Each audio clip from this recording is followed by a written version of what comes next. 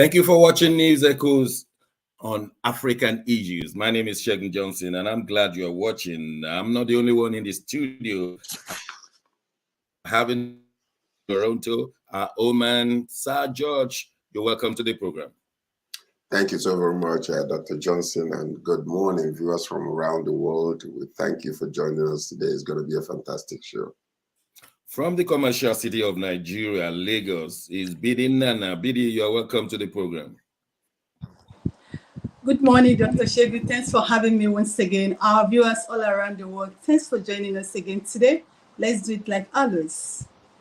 And in faraway Milan, we have our own man, Massive Mark. Mark, you're welcome to the program.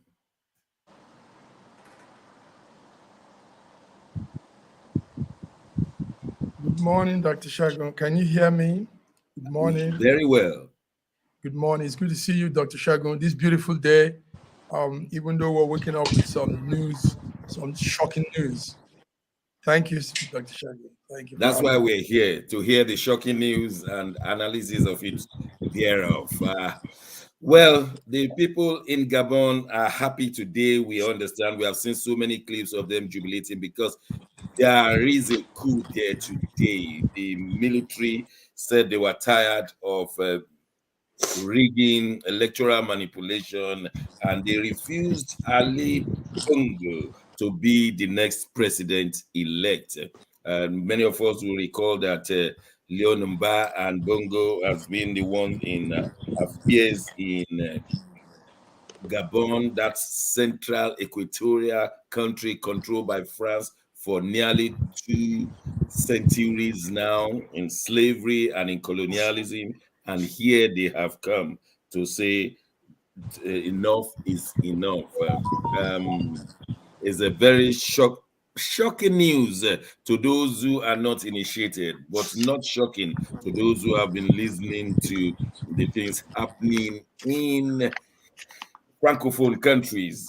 Before I put analysis on it, let me hear from my colleagues from Toronto. Were you shocked, or this was expected in the current Africa we find ourselves? I was shocked, but not shocked. How can you be shocked and not shocked?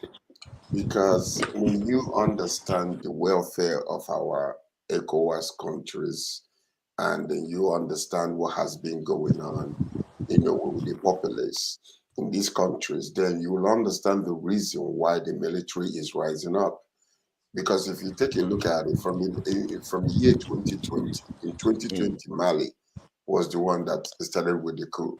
Chad in 2021, Guinea in 2021, Burkina Faso in 2022, Niger Republic in 2023, and Gabon just yesterday, or a few days ago, just yesterday, August 30th, and that's another one. Well, the major question that people need to understand is this: why are the population of this country so happy when the military takes over? Because we are being choked with this so-called pseudo-democracy in Africa, giving a few people power to misalign and just manipulate the people and just use the resources for the very few people, and then the power goes to them. They give themselves as much money as possible while the populace is suffering, and there is so much corruption. What took place in August 30th, 2023 was because of the third term of the president, who they believe also there was a corruption, there was some kind of manipulation, there was some kind of unequitable type of election that took place. And the military say, no, enough is enough. We can't stand here if democracy cannot save the people. Like someone quoted, well, maybe the military can. If democracy cannot give the populace what they need, as in the welfare of the nation, and all they do and they become nothing but slaves to these neo-colonial masters, well, maybe military people can. So that's what we were seeing. I'm not so surprised. Thank you very much. Bidi, the news must have entered Nigeria. Are the Nigerians feeling shaky or not? No one is feeling shaky in Nigeria, and no, that is not surprise to anyone in Africa. We expect this, and more is going to come. You know what this shows you? Go on. It's African country being taken over by military. This shows a vacuum in the place of ECOWAS and AU. It shows if they understand what is going on, and if the youth of Africa are very prepared, this is the time for them to make a turn. This is the time for them to make a change in Africa. But unfortunately, it looks like the youth are not even as prepared as they are needed. I'm telling you, nobody is surprised or shocked. We are expecting this. And Dr. Shego, let me tell you, a lot of country is going to go down. If you look at the history of Gabon, the leadership of Gabon has been in the Ali Bongo's family for over 50 years. Do you understand? They make it look like they are the owner of Gabon. And now we are watching the body language of ECOWAS and AU. This is what that is going to say it all. Now, every African, everyone, the world is watching their body language. You know, they've been able to get away some little things in Niger, but this Gabon one is so glaring. So we're watching at their body language, what they're going to do, because nobody can come and tell you that this Ali Bongo family will win this election again. And look at how people are rejoicing. Even other African countries are rejoicing with them. So we are not shocked. It's a new thing, and more countries is going to go down this way in Africa. I think it's getting interesting now. Massive Mark. She said that we're watching the body language of ECOWAS and AU. I think I could have said she was reading my notes. ECOWAS, the Nigerians will say, "You fall my hand, oh Gabon," because they were ready to move it. But the way Nigerians will say, "You fall my hand, oh Massive Mark," take it from there. Yeah. The fall hand is serious. Yes, what we're seeing is reaction of the new Africa, like we will say it. Take note that on Saturday there was an election in Gabon, and these soldiers came up this morning and said that election that declared Ali Bongo winner, that they don't accept it. So the Electoral Commission gave Ali Bongo a victory, and that meant he will run a third term. But Wednesday morning today, like BD said, his family has been holding on to power for 53 years now. 53 years now. One group of. Okay. So we are seeing this, but interestingly, like BD also said, the streets of Gabon.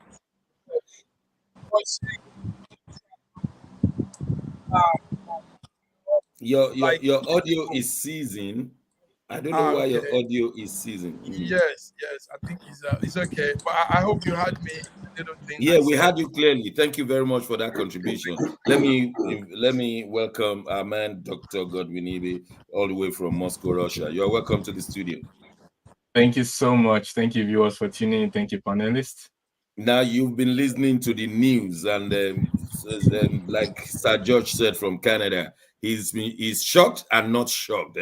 I don't know whether you were shocked by the Gabonese takeover by the military, but I want you to extend the discussion to the role of the AU as you look at it now. The AU will soon be depleted to no country in AU. They just expelled Niger. Now, are they going to expel Gabon? After a while, they will expel all the countries in AU, and it will be on its own. Come on, take it. Obviously, the AU is becoming OAU, you know.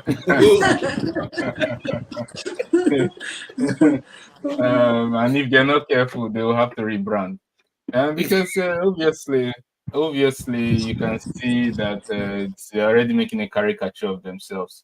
You question the most important question that should be asked and not being asked.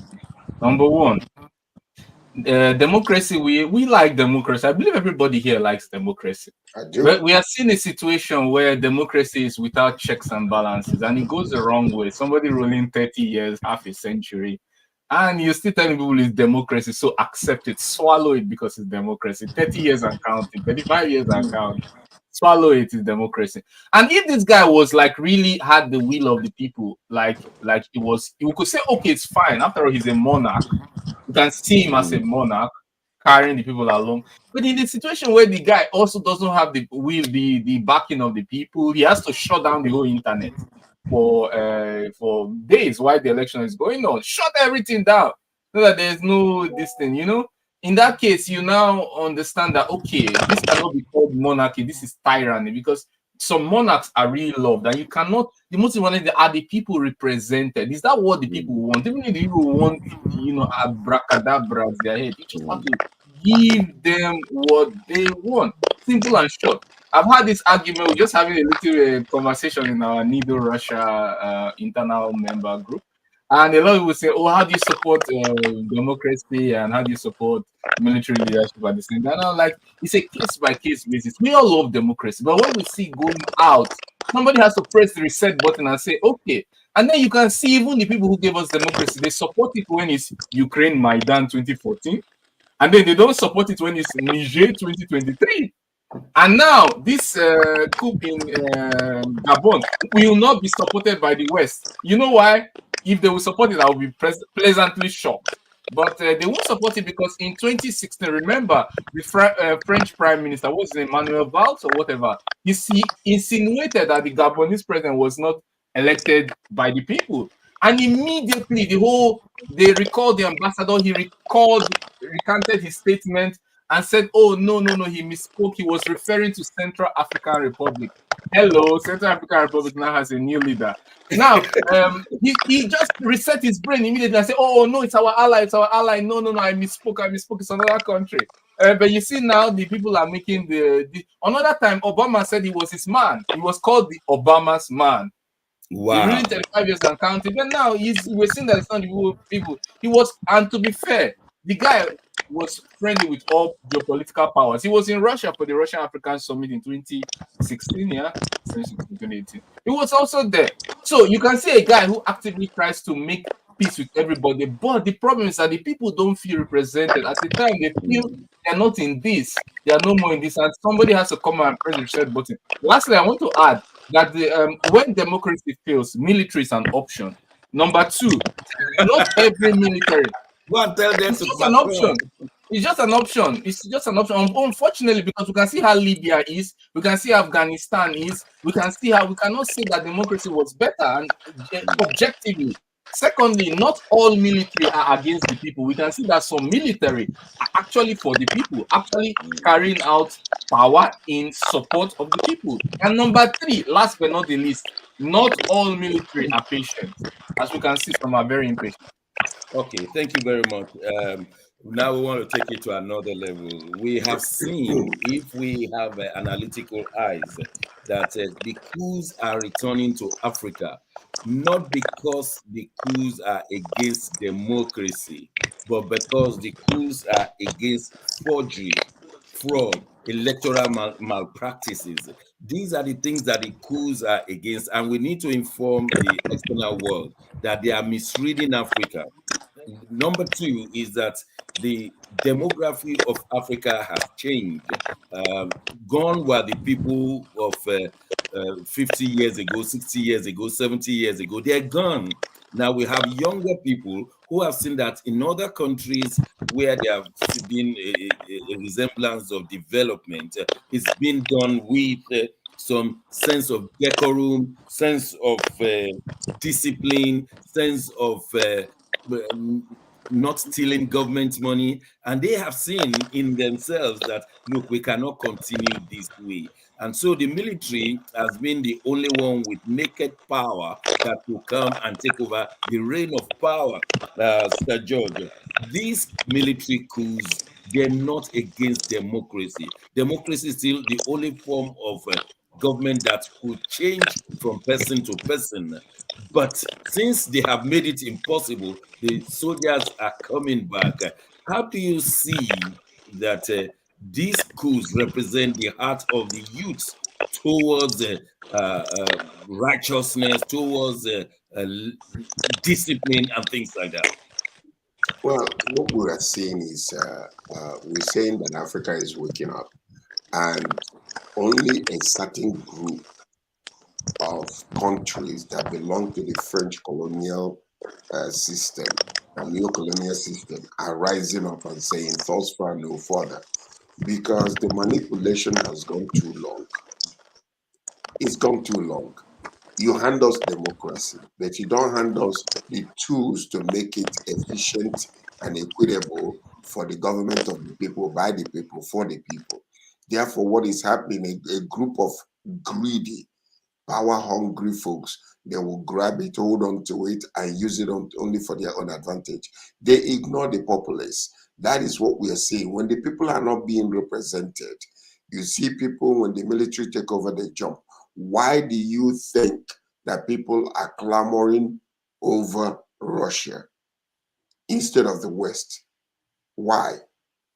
Why all of a sudden everybody wants Russia to be their, their ally, to be one that they are, they just want to be friends with Russia because they are seeing certain type of discipline that is taking place in that place. They tell you how it is, how it's supposed to be. They don't go lying to you or manipulating you or using, words when things are in their favor. They want to maintain democracy in your country, whether it is for the people or not for the people. So what we're seeing, people are waking up. In the past, they can lie to you and you won't know the truth. Today, you have online news right away, right at the moment when it's happening. People are reading, people are waking up. The older ones that didn't used to wait for the newspaper, now they have it on their phone. So they know what is going on around the world and they know what to expect now for their own. And that's why you see Gabon, all of a sudden, Niger Republic, they are gathering together and saying, no, we don't want this man back. Gabon also tired of being tired. And that's exactly what you're seeing. So now all of a sudden, people, they have woken up because they know what is happening around the world. And some of their relatives are going abroad and seeing the peace that is in other countries. So they know have something to compare with right on their hands. So that's what you're seeing in Africa today. Oh, thank you very And much. by the way, I suggested last week when we were talking about Niger Republic, if care is not taken, ECOWAS, there is a division taking place, AU, there is a division taking place. The same way BRICS came up, watch and see. If care is not taken, another organization will come up in Africa where there is going to be a middle wall of division between AU and ECOWAS, AU and another organization, ECOWAS and another organization in West Africa. Watch and see. It's coming very soon. That is very prophetic because when you look at the history of the formation of the Organization of African Unity, there were two different camps, one led by Nkrumah and the other led by Tafawa Balewa. And the one led by Nkrumah said, look, let Africa unite. The other one said, no, we are not going to unite that way. But then they might eventually agree with OAU. Later it metamorphosed into AU. So you are right that this fourth line is still there and nobody should just forget about it, especially at a time like this. BD, the spirit of the NSAS, they are now coming, they will be coming up now. The NSAS shook Nigeria beyond imagination, brought government to listen to them, even though they quelled it because of the government understanding of Nigerian psyche. The government went to institute his own opposition, made them to look like rogues, came with guns and shot a few people, and they dismembered them. With what is going on, with what the youths are doing in Burkina Faso, Mali, Chad, Sudan, now Niger and Gabon, you think the spirit of NSAS will now return to Nigeria? Let me give you one information. I used to work in the National Assembly in the Second Republic as a Secretary Senate Committee on Judiciary, which was one of the most powerful committees then. And we were told that every day Joseph Wires woke up, he will ask the question, are we still in power? Every day. Once he woke up, are we still in power? And one day, He woke up December 31st, 1983. Are we still in power? And his aide said, no, sir. Buhari are taking over. Do you think people in Aso Rock will be asking the same question, especially with Ensa spirit still with us? Asking that same question every time, every day. Can you hear me? Yes, we are here. Yes.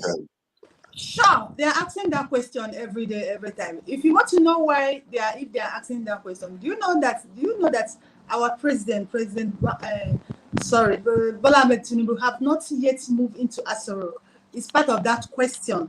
Do you understand? But the truth is this: the youth of Nigerian has been de-empowered. They've removed this boldness and courage out of them. I'm telling you, they've so weakened them that I doubt if that spirit of, they've so weakened them and they so divide them with religion and tribalism. Do you understand? So I doubt if that spirit of essence will still come back again. I doubt it so much.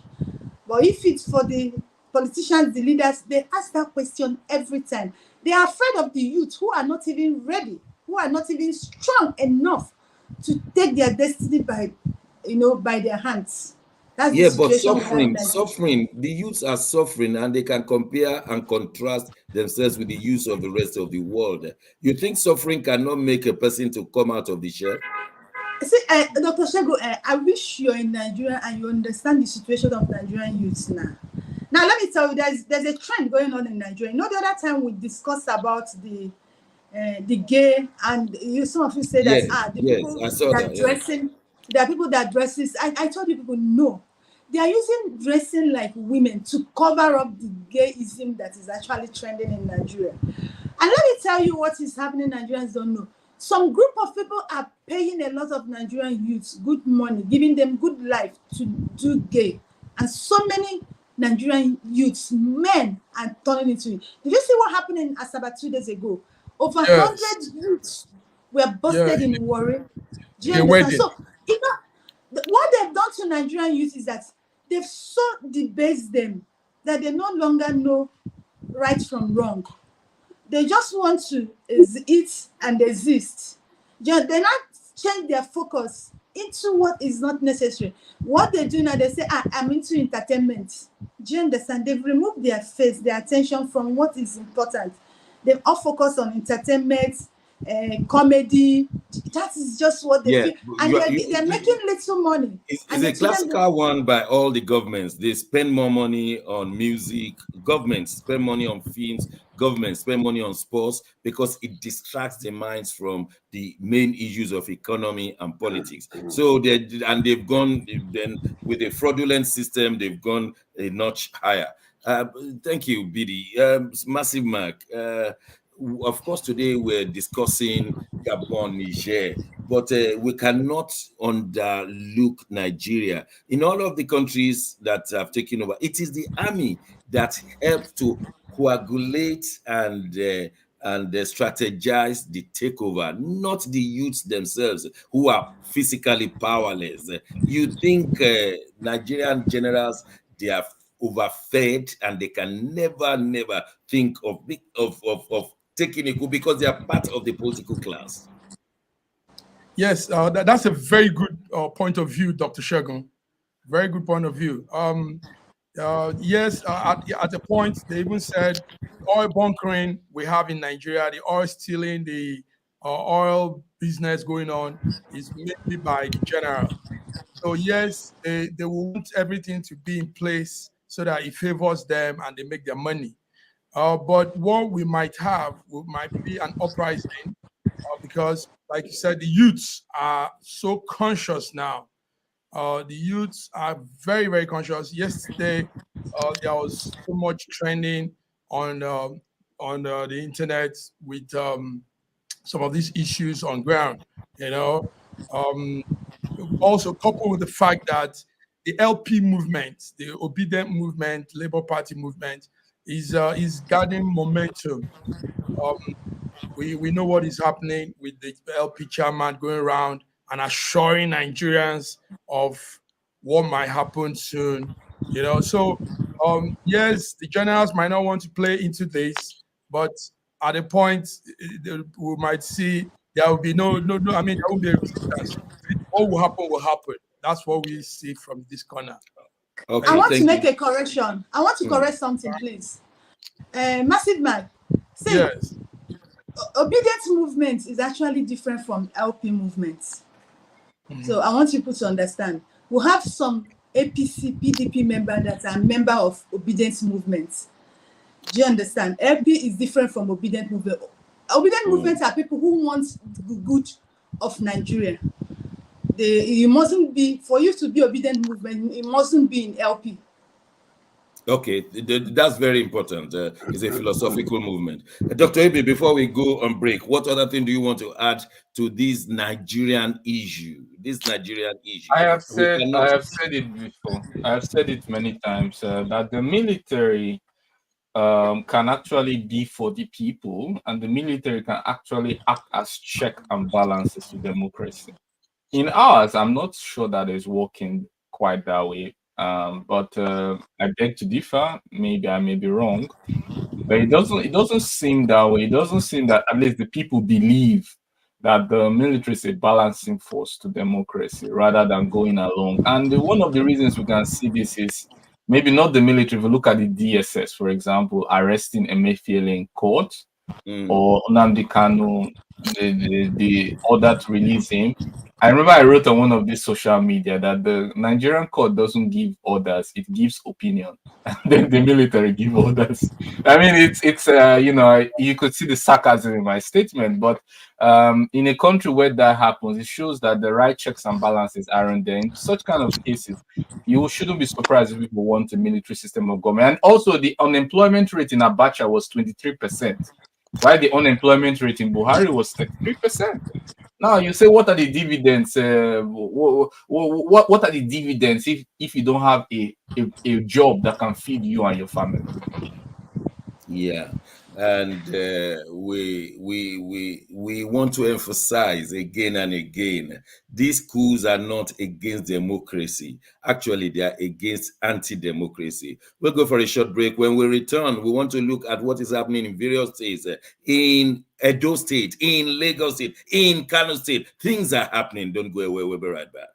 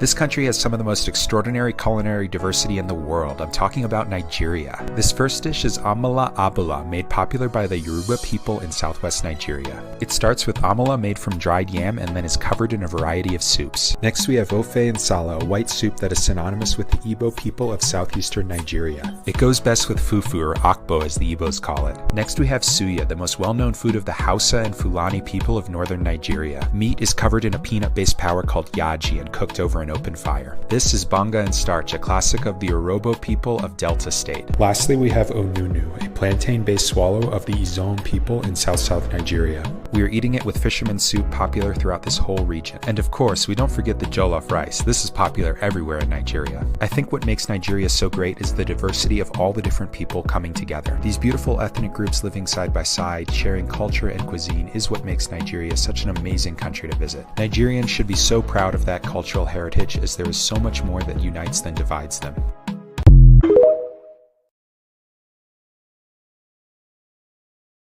Be this world, changing your mindset. My Isaac, I am visually impaired. I'm a cripple. I'm crippled in both legs. I'm a builder. If you people can able to get me a laptop or smart big phone to be cover project. Baba Ajuko from Nigerian of the Blind in Lagos State. All I just need now is a smartphone. I don't mind any type.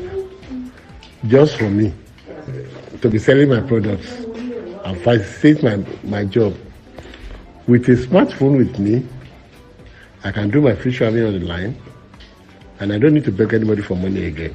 Business Summit and Fair 4th edition is set to digitalize physically challenged business owners by gifting them smartphones, laptops to enable them do their business properly and effortlessly.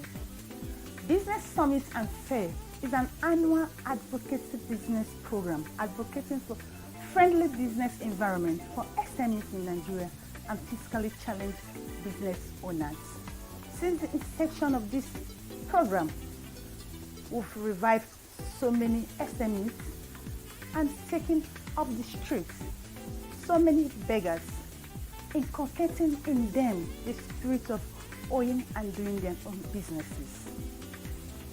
Since after the COVID, many of them have been left behind for lack of having smartphones and laptops. Then they used to have their businesses along the road or in a marketplace. Now there's a need for them to be carried along into the e-market, and we need to do that by gifting them smartphones and laptops. Join us this year, 21st September 2023 at Radisson Hotel Ikeja GRA as we have our annual event, digitalizing physically challenged business owner. It's the topic for this year. Be part of Business Summit and Fair, where you will learn, discuss, and exhibit your products and services. Join us this year, 21st September 2023, at Radisson Hotel Ikeja GRA for Business Summit and Fair 4th edition. My name is Bedi Nana. I'm the convener of Business Summit and Fair. It's a laudable one. This is a way of contributing to the society, and this is a kind of a project that's supposed to be done by every individual.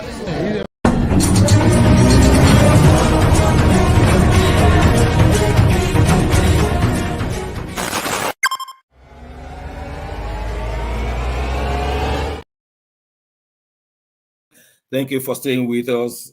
We just move on swiftly to Edo State, where the governor and the deputy governor have been feuding, and we have a serious challenge there.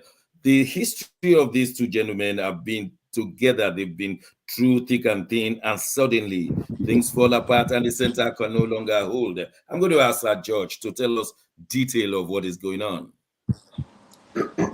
Well, what we're looking at right now is we see the governor, Godwin Obaseki, and his deputy fighting for the longest time.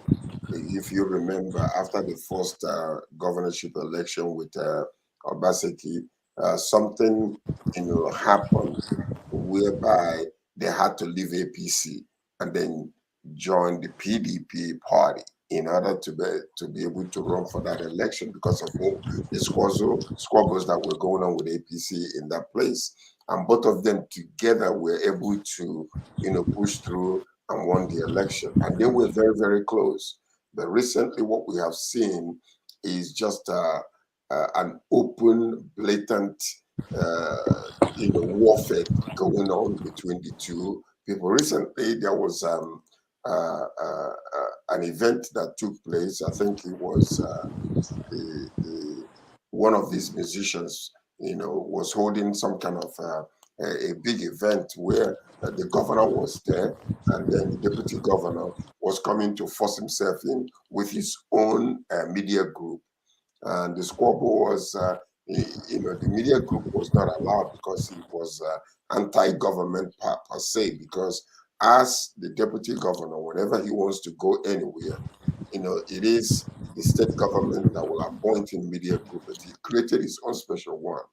So all these little things that are happening, and it was happening openly, we say one thing and do the another. Recently, we saw the former governor before Obaseki, who was an arch enemy with him. They now embrace, they are married together now, all happy together, against the deputy governor. So these things, it's just very sad to look at, just very sad. And a house divided against itself cannot stand. And that particular deputy governor is clamoring to be the next governor. So it's a very bad taste. He leaves a bad taste in the presence of mouth. Bidi, what's going on in your country? State by state, things don't no longer look to be at ease anymore. Do you have more information on Obaseki and Shaibu?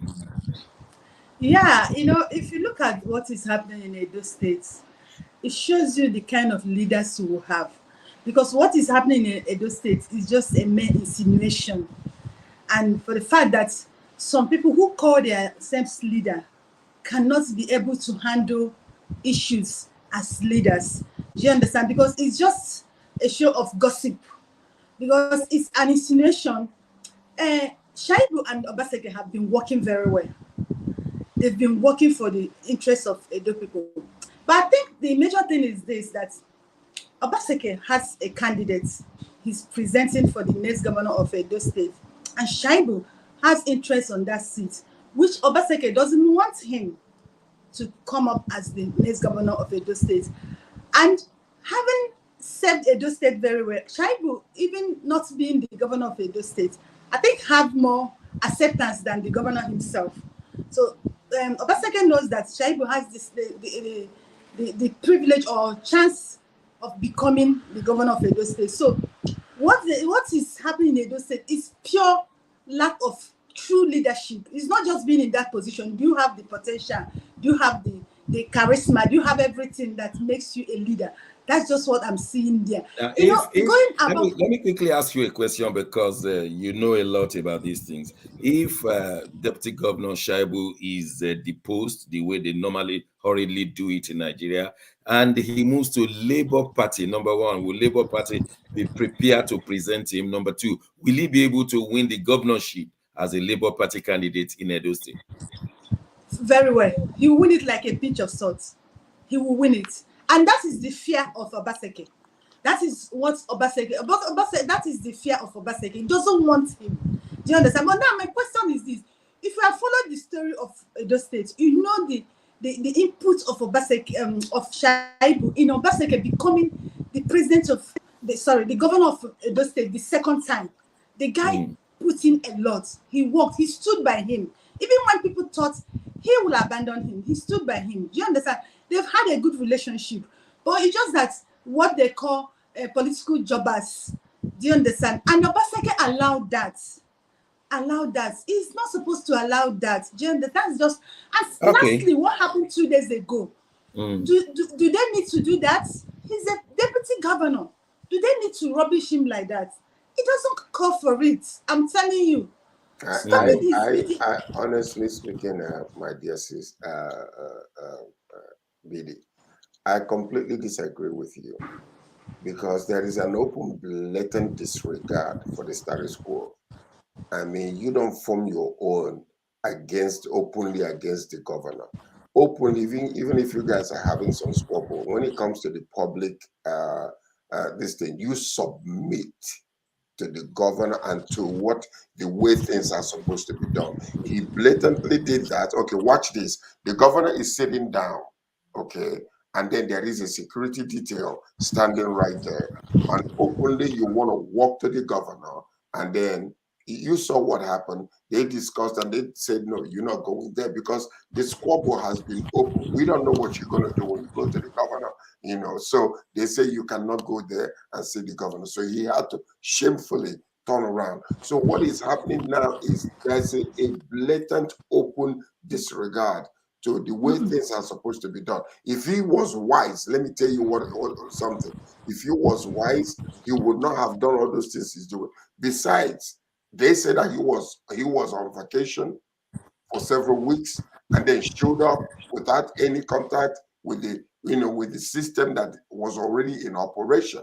You just show up there and then want to do your own thing. It doesn't work that way. Okay. Let me take it. No. I'm going to ask Mark. Mark, you've been watching the Edo State issue.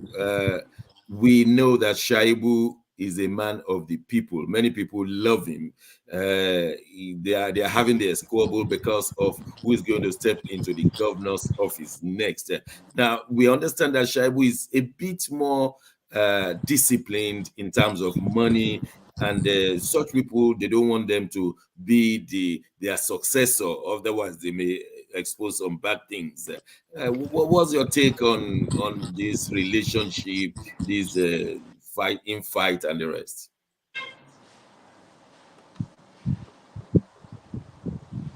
You're muted. You're muted. We can hear you. Yeah, now. Good. I said partly what BD said, and partly I'm aligning partly to what BD said. It's a little bit of what you call petty talk, petty situation that is now growing into something. Yes. Then also, like George also said, I think there are code of conduct in service when you're in politics and when you're leading. So yes, the vice governor, even if he's dynamic, people love him, should still respect the office of the governor. And him trying to protocol, that's the word. So him trying to look like because he's people's favorite and beating protocol, doing some, overdoing things, going ahead of his boss. I think that's an issue there. That's my take on this. Thank you. Dr. Ibe, what's your take? Dr. Shegu, let me tell you, it becomes an issue because there's a problem on ground. That is why they are harnessing on it, making it an issue. If there was no problem, this thing is not an issue. He is his deputy. I'm telling you. Now it's become an issue. They are trying to refer. He's his deputy. The Bidi, you make me laugh because the Yorubas have a proverb. It is when there is a problem that any song could become a proverb. For instance, if between husband and wife there is no problem, this is the day is a normal song. But if there is a problem, you sing this is the day, the husband is saying this is the day you want to shoot me. You sing any other song, I will enter his case with thanksgiving. He's entering the case. Me too, I have to enter. So when there is a problem, Dr. Ibe, please take it off from there. Those states, what's going on? Well, as I see, I see no reason to take sides. I don't see any principled distinction between them. I mean, it's obvious one is the head and the other is maybe a people's man. But I think they should understand that they are both leaders, and the kind of signal they give in public is important and can go against all their hard work in trying to bring peace and progress to the state. For me, I think they should put the state ahead of their personal selfish, if it's selfish or not, I don't know. But whatever interest that is appearing to be more important than the state can be categorically referred to as selfish to the people. So they should put aside those differences and try to work for the interests of the state, which they were elected to do. I think this is a good advice. I can assure you it will not. Sorry, Sergio. Yeah, let me just say, to add to what he's saying, you see, one of the major problems that they're having is Dr. Baseki is out of the way now. He's done his second term. He's not going to be the governor anymore. The person that needs to make sure that he operates wisely in every move he makes is the deputy governor.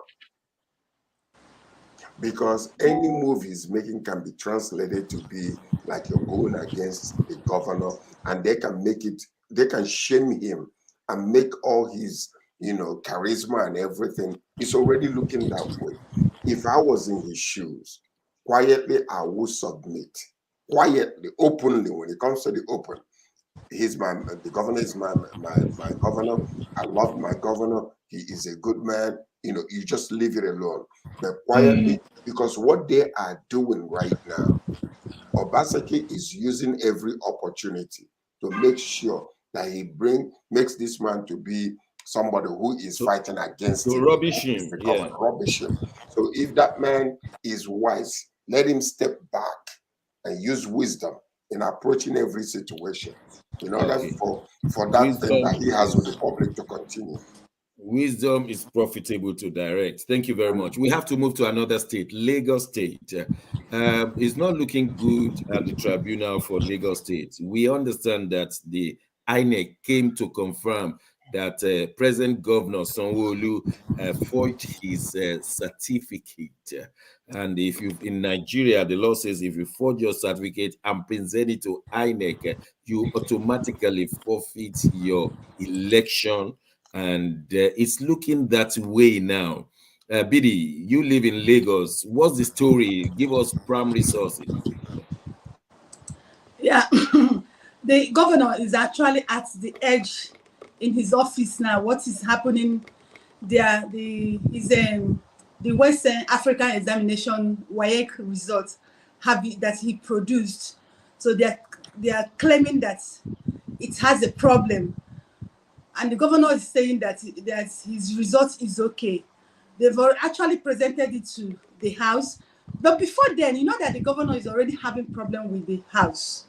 Yes. They rejected 17 of his commissioners. Mm-hmm. Yes, go on. Exactly. So it's not just, I don't know what is happening in Lagos, but it's not well with Lagos State's government house. Governor is having problem with the House. But I might be forced to say this. What is happening in Lagos State is actually an interference from the federal level. There's an interest in Lagos State. Baba, the Lagos boy, has achieved his lifelong time dream, ambition, becoming president of Nigeria. I think in that it is a kind of calm. And secondly, he has a lot of problems to deal with there. So his attention is no longer in Lagos State. So there are people who want to take over from him, who want to be the second emperor of Lagos State. And unfortunately, those people are in the presidency. Our former speaker is much interested in replacing Bola Ahmed Tinubu in Lagos State. Do you understand? He wants to be the second Tinubu in Lagos, maybe second Lagos boy. Okay, that's Gbajabiamila. Gbajabiamila is his name. Yes, yeah. So his interference in the State House of Assembly is what is causing what you're saying. Unfortunately or fortunately, he has a good relationship with the Speaker of Lagos State, Obasa. You understand? So the former speaker has relationship with Lagos State present speaker.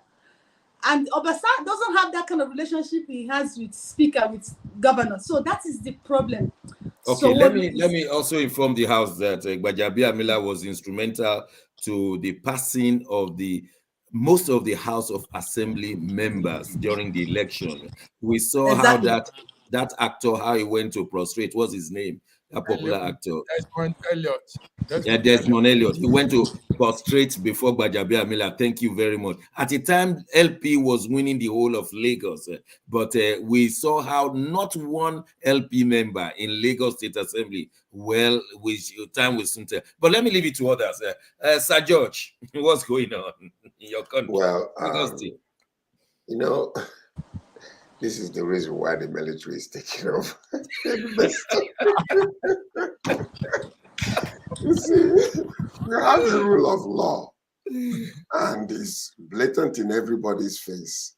And then all the forgeries and all the, allegations of fraud and drug baron, drug this, drug that.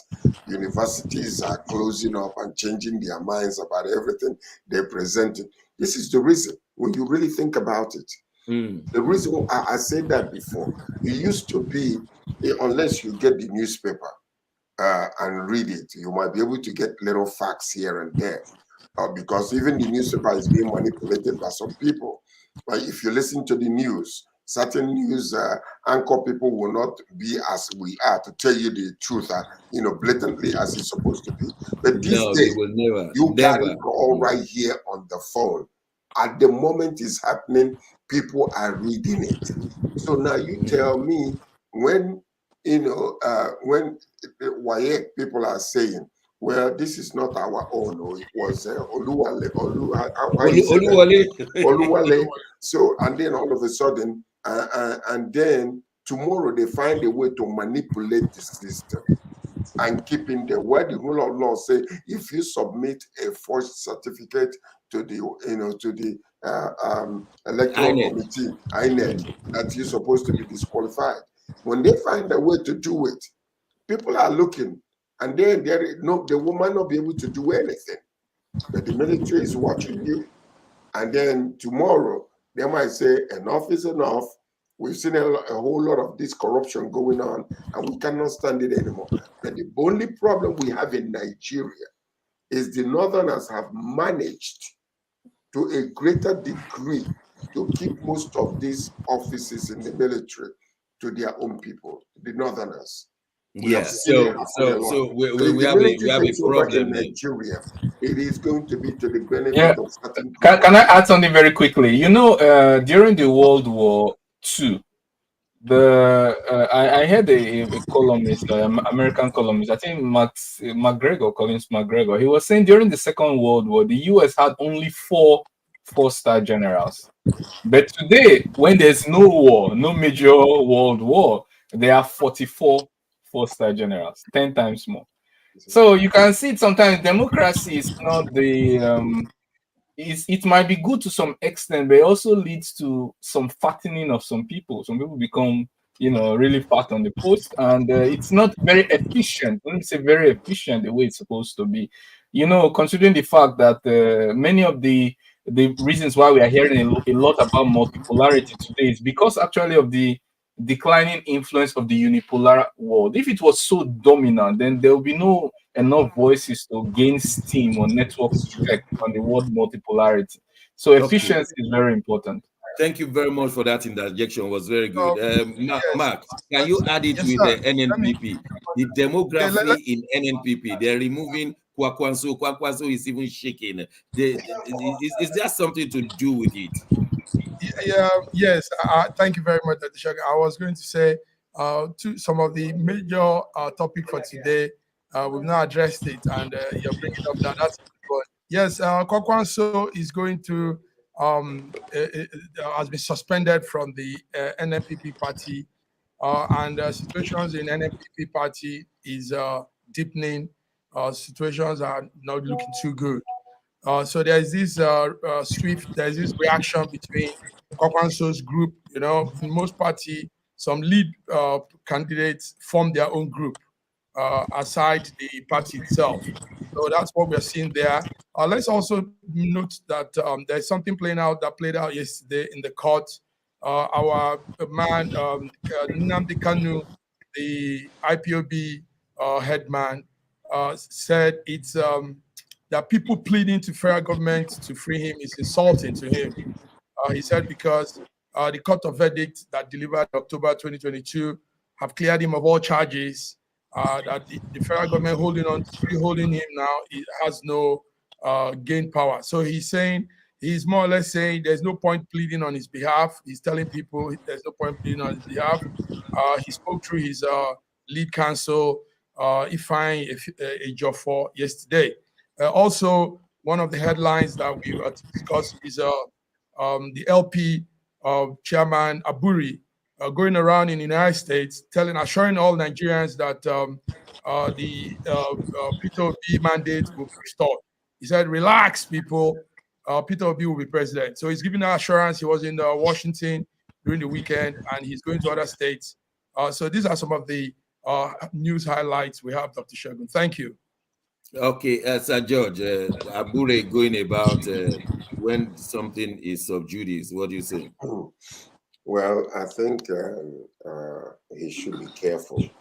There was this thing that they said about the House Speaker in Lagos State when he was talking the other day. Somebody from the house, from the floor, said something. How do you say this in Yoruba language? Masquerade, be careful, you're going to the road, car will hit you. How do you say that? Can you? I will do that translation later. Go on. Egugu, be careful, or you're going to the road, because you might be able to, run yourself down.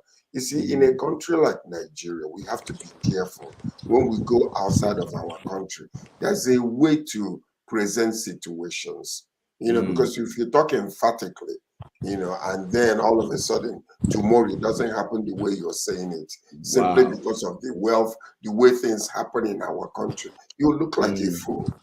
You can be saying things like, we are hoping that, such and such will take place. And you will be this rather than saying, be careful, calm down, he's going to be. Who are you? When they'll just, come tomorrow and do whatever else, and you become a non-entity. So again, Dr. Ibe, the way Kanu should attend to his matter should also be with wisdom, isn't it? Well, obviously, it's with wisdom, and he also has to strategize and understand that times are changing in the sense that, well, we have a new, we have a new political landscape, and he has to kind of integrate with the previous ideas or ideologies, you to have an all-encompassing peace and progress. Yeah, I agree with you. Bidi, you want to close this meeting? Bidi, I was coming to you. Close this meeting. Where do we put money for you? For your business summit coming up? There's a portal. There's a portal of where you can do the donation for us to actually help the physically challenged business owner among us. Please, the portal is here. You can go to www.bdsword.tv. BDSWORD is BEADYSWORLD.tv. Then go to donation and you can make the donation. Please, really join me to empower this physically challenged business owners so that they can get a life and have a life and stop begging. All right, thank you very much. Digitalize the disabled people, we are told, and they said challenge people. That's how far we'll leave it today. BD's World, thank you very much. I believe that people all over the world can now donate and make that summit be a summit indeed. I want to thank my colleagues all over the world in different continents. Until Friday when we bring you the latest. Happy Gabonese people. God bless you all. Bye-bye.